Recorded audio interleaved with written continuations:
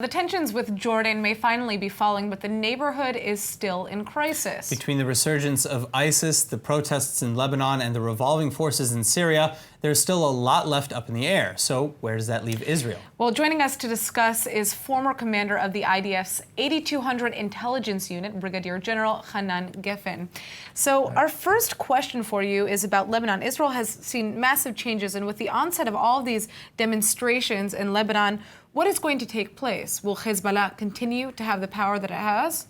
Yeah, usually these cases of insurgents, of the mass insurgents in this area are motivated by started with economical motivation, right. And then it's taken a different trend. So this is what worries everybody in Lebanon. But we have to remember that Hezbollah is entrenched in Lebanon. It's a major force influencing Lebanon with the help of Iran and so and all. So it's hardly we can see a situation where there will be a major shift. But Hezbollah is worried because the trend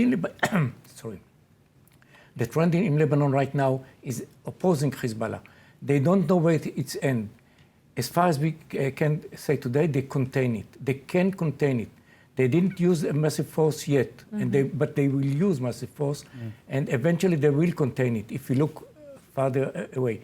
Anyway, it is alarming for Hezbollah. The same, by the way, is going to in Iraq. We see the same economical protests that are taking gradually a different turn. In Iraq, it's on very low level yet. We see 1,000 demonstrators.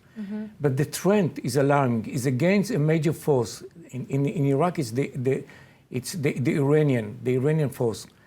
In Lebanon, it's against the government, but with a twist to Hezbollah, to the force that Hezbollah is holding Lebanon.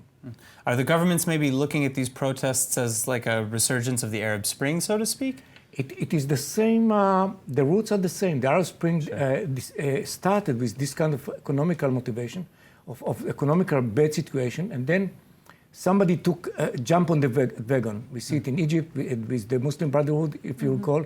The students started the demonstration in Egypt, and then the Muslim Brotherhood just jumped on the wagon. So this is what worries the regimes both in Iraq and in Lebanon. We see this, it starts and then it's out of control.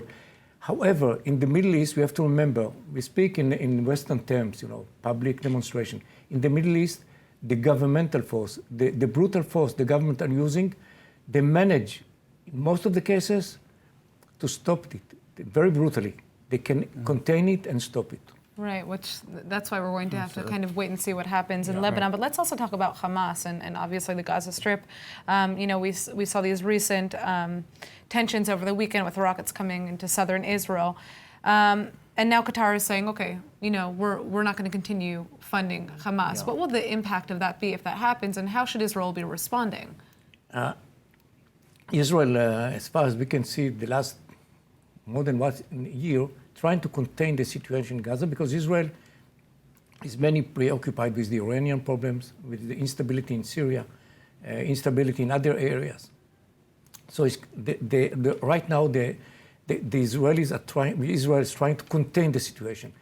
Hamas understand it, and more than Hamas is Jihad Islamic, which is more closer ally of the Iranians. They are supported by Iranian, driven by Iranian.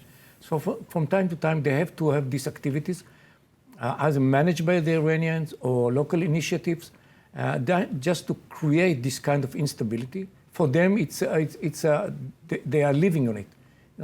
They're showing to the people that they are fighting for the cause. Right, but you don't seem to be concerned that this is going to continue in a larger form. They know it, and they're very careful not to pass a certain line, the red line that they believe Israel is holding.